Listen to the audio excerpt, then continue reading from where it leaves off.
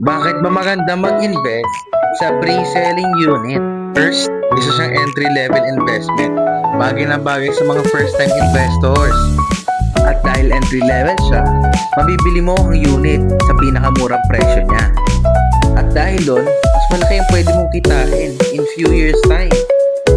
Saka, treating it as an investment will give you more advantage.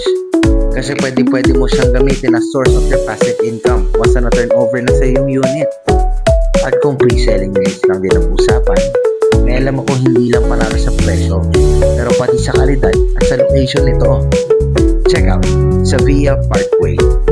Lush greeneries. Kaya hindi mo na kailangang umalis sa subdivision para makapag-enjoy kasama ang family mo. At kung aalis sa Dagala ka man, hindi hassle dito. Kasi 10 to 15 minutes away lang to from SM Tanza. Tapos 40 to 45 minutes away lang to Manila. O diba?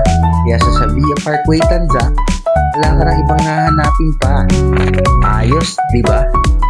If interested ka, just like and subscribe lang sa Via Parkway Tanza Cavite para laging updated sa future informations.